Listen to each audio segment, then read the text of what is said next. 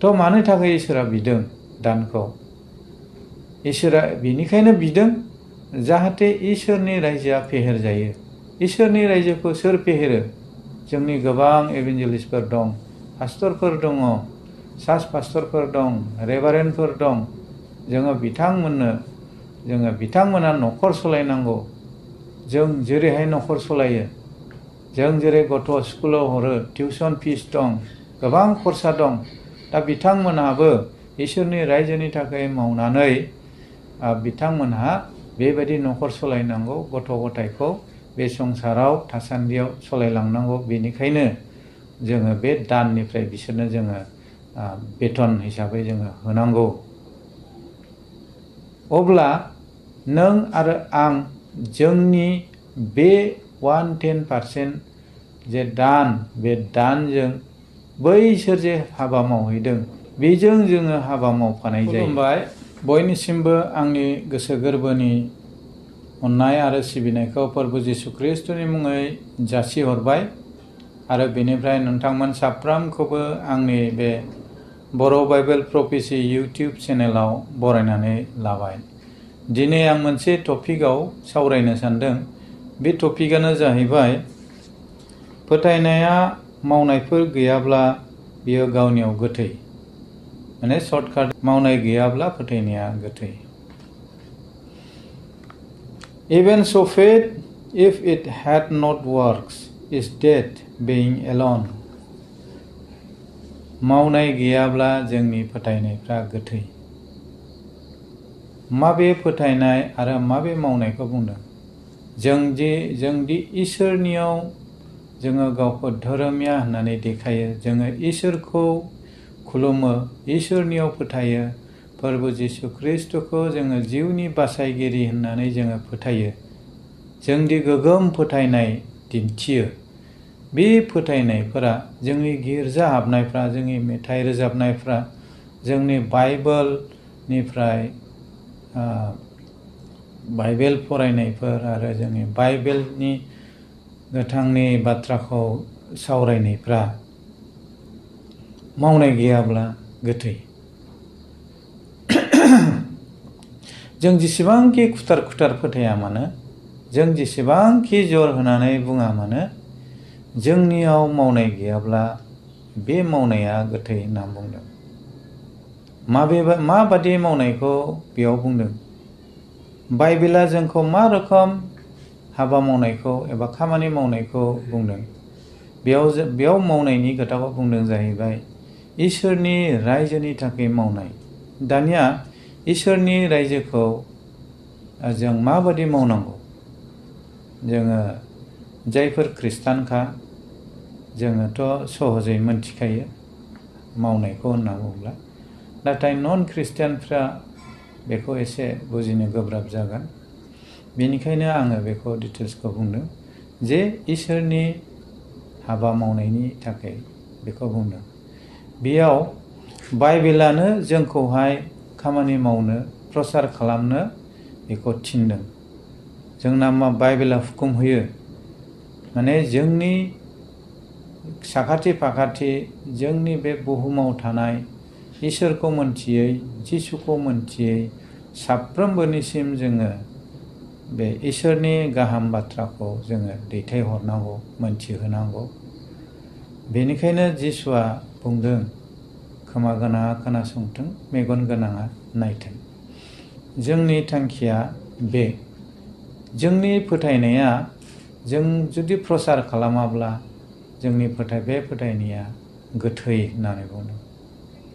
बेयाव बाइबेला जोङो मोजाङै सिन्था खालामबा जोबोद जर होनानै बे बाथ्राखौ बुंदों। बेनिखायनो जोङो मावथारनांगौ।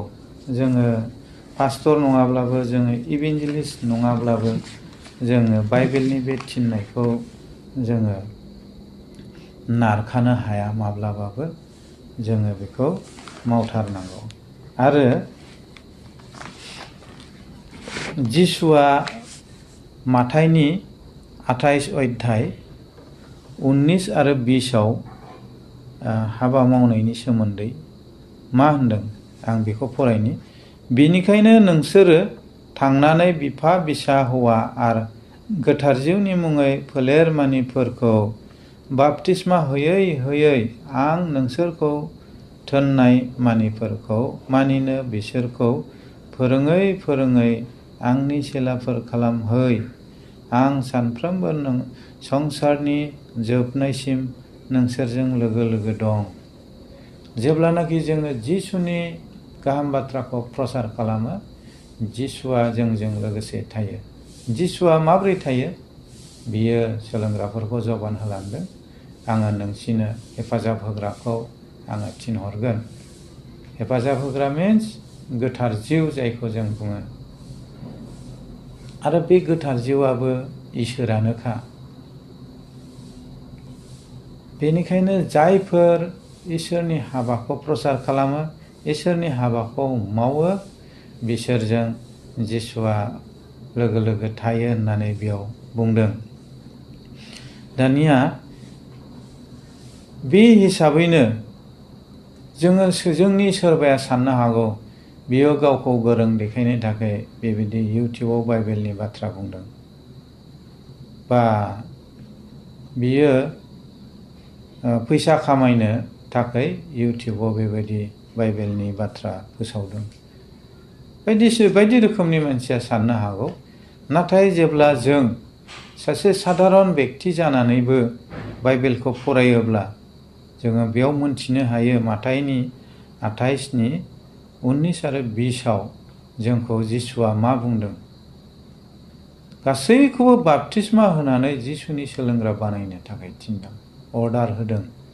बेनिखायनो जोंनो रेभारेन्ड पस्ट नाङा, सार्च पास्टरनि पस्ट नाङा, इभेन्जेलिस्टनि पस्ट नाङा। जों जिसुनि मुङै बाप्तिस्मा लाबायब्ला आरो जों साफ्रोमबो बे खामानिखौ मावथारनांगौ, नङाबा जोंनि फोथायनाया गोथै आरो ख्रिस्टियान होननानै बुङोब्ला बेहा आद्रा जायो, फुलफिल जाया, फुरा जाया। दानिया बेखौ मावनानै जोङो प्रसार खालामनानै जोंहा मा मुलाम्फा दं बेखौबो बाइबेलाव बुंदों। जोंहा मा मुलाम्फा जागोन बेखौहाय जोङो मोनगोन 2 करिन्थनि 9 अध्याय 8 पद। 2 करिन्थनि 9 अध्याय 8 पदआव बाइबेला बेबादि जोंनो खिन्थादों। आरो इसोरा दयामानिखौ नोंसोरनियाव उसिग्लायहोनो हागौ, नोंसोरो गासैयावबो लागारबो थोजासे मानिखौ मोननानै नोंसोरहा मोजां हाबा मानिनि थाखाय उसिग्लायनाय बादि, मोजां हाबा मानिनि थाखाय उसिग्लायनाय बादि। मा रखम बेयाव स्पष्टयै बुंदों, इसोरा दयामानिखौ नोंसोरनियाव उसिग्लायहोनो हागौ। जेब्ला जोङो इसोरनि बे हाबाखौ मावगोन, जिसुनि बे थिननायखौ मावगोन, इसोरा जोंनो मा होनदों? उसिग्लायनाय जोंनि जिबनाव बोरखौ लाबोना होफैगोन। बेखौ होननानै बुंदों, नोंसोरो गासैयावबो लागारबो थोजासे मानिखौ मोननानै नोंसोरहा मोजां हाबा मानिनि थाखाय उसिग्लायनाय बायदि। बे बान्थाखौ जोंनो होगोन। बे बान्थाया जोंहा दङ। आरो गोबां बाइबेल पद दङ, जाय बाइबेल पदखौहाय जोङो फिरि फिरि नायलांब्ला नुयो जिसु ख्रिस्ट'आबो जोबनाय सानाव जोंनो बान्था होगोन होननानै जबान खादों। गोबां बेस्थ'थानि गेजेरावबो जोङो जुदि एसे इसोरनि बाथ्राखौ जोङो प्रसार खालामोब्ला बेनो गोबां जागौ, जथेस्थ' जागौ। जोंथ' फोथायो बाइबेलनि बाथ्राखौ जुदि जोङो रोङो आरो जोङो रोंनानै थानानै गुबुननो जोङो फोरोङाब्ला, गोबां मानसि रोङै दङ। आंनि चेनेलाव सासे कमेन्ट लिरदों जे बाइबेलखौ फरायखांनानै आमेन होननांगौ ना होननाङा। आं मोनथिगौ बिथाङा खोब गोदान, बेनिखायनो बिथाङा बे कुइसनखौ सोंदों जानांगौ। आरो आमेन होननांगौ होननाङा जोङो गासैबो खेथ्रआव जोङो आमेन होननो हायो, खारन बियो इसोरखौ बाख्नायनायनि थाखाय मोनसे सोदोब। जोङो जेब्लायबो इसोरखौ बाख्नायनो हायो, जोङो आमेन बुंनो हायो आरो जोङो बाइबेल फरायखांनानै आमेन होनथारनांगौ। मानोना बाइबेलनि जेसेबां बाथ्रा बेयो गासैबो गोथार बिजाब। आरो पावलनि बेलायाव जोङो मैया मोनसे आं भिडिअ हगारनायाव बुंदों, इसोर गासैबो इसोरनि बाथ्राफोराव इसोरनि गोथार हां सुजानाय, हां होजानाय होनना बुंदों। बेनिखायनो जोङो बाइबेल फरायखांनानै आमेन होनांगौ। आङो दिनै बे गुसुं टपिकखौ लाबोदों जे जोंहा गोगोम फोथायनाय दं जिसुनि सायाव, इसोरनि सायाव, आरो बे फोथायनायखौ जोङो गोथाङै लाखिनोब्ला जोङो हाबा मावनांगौ। जोङो मा रोखोमै हाबा मावनो हायो जोङो नुबाय, जोङो नायबाय, आरो बिनि अनगायैबो गुबुन गुबुन एंगेलजों खामानिखौ मावनो हायो। जेरेखम आं सासे बिजनेसमेन, आंहा टाइम गैया, आं माबोरै मावनो? आरो सोरबा बुंगोन आंहा साख्रिआवला, आङो डिउटियाव थाङो, मेंनानै फैयो, आं माबोरै हाबा मावगोन? सोरबाया बुंगोन आं हाजिरा मावो, आङो सानसे मानि खाथियो, आङो बोरै इसोरनि हाबाखौ मावनो? आरो सोरबाया बुंगोन आं गारि सालायो सान हर, आं बोरै इसोरनि हाबाखौ मावनो?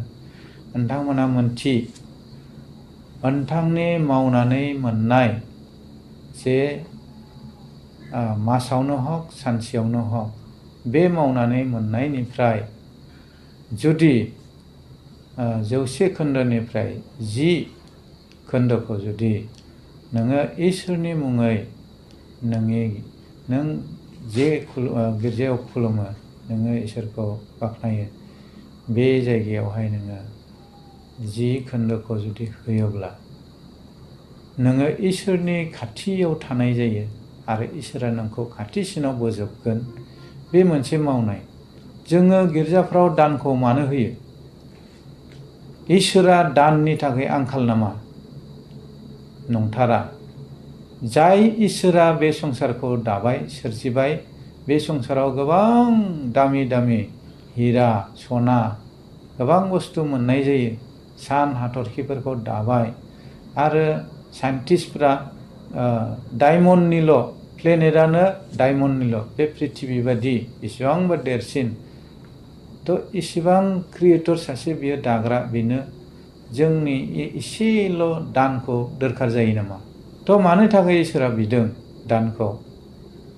इसोरा बेनिखायनो बिदों जाहाथे इसोरनि रायजोआ फेहेर जायो। इसोरनि रायजोखौ सोर फेहेरो? जोंनि गोबां एभेन्जेलिस्टफोर दं, पास्टरफोर दङ, सार्च पास्टरफोर दं, रेभारेन्डफोर दं। जोङो बिथांमोना न'खर सालायनांगौ। जों जेरैहाय न'खर सालायो, जों जेरै गथ' स्कुलाव हरो, टिउसन फिस दं, गोबां खरसा दं। दा बिथांमोनहाबो इसोरनि रायजोनि थाखाय मावनानै बिथांमोनहा बेबायदि न'खर सालायनांगौ, गथ' गथायखौ बे संसाराव थासान्दियाव सालायलांनांगौ। बेनिखायनो जोङो बे दाननिफ्राय बिसोरनो जोङो बेथन हिसाबै जोङो होनांगौ। अब्ला नों आरो आं जोंनि बे 110% जे दान, बे दानजों बैसोर जे हाबा मावहैदों बेजों जोङो हाबा मावफानाय जायो। मारै होननानै बुङोब्ला, बेयो ओंखाम संग्रानो, सासे ओंखाम संग्रा मानसिनो नोङो सासेया माइरं होफैबाय, सासेया ओंख्रि होफैबाय, सासेया संख्रि फानलु होफैबाय, ना बेदर मैगं बायबाय, बयबो बे एसे बै एसे होलायलायबाय, आरो बियो संग्राया सासेया संबाय आरो गुबुनफ्रा मदद होफैबाय। थ' जों दान होनायजों बेबायदि मावफानाय जायो। बेनिखायनो जोङो इसोरखौ खुलुमनायजों लोगोसे, फोथायनायजों लोगोसे जोङो मावफानाय जायो, जोङो दान होनायनि गेजेरजों। बे खोथाखौ नोंथाङा जुदि आरो आङो जुदि एक्सेप्ट खालामोब्ला, बे बिसया बाइबेलनि, आरो बाइबेलखौ नोंथाङा फोथायगोन आरो जिसुखौ गावनि जिउनि बासायग्रा हिसाबै नोंथाङा फोथायगोन। आरो नङाबा बे बाइबेलनि बाहेरा थाङोब्ला नोङो जिसुनिफ्राय गोजानाव थानाय जाहैबाय। मानोना जिउखौबो मोदोमखौबो खहा खालामनो हाग्राखौ गि होननानै बुंदों। बेखिनिखौ आङो गुसुं बुंबाय। इसोरा गावनि बाथ्रानि सायाव बोर होथों। नाजारेन जिसुनि मुङै आमेन।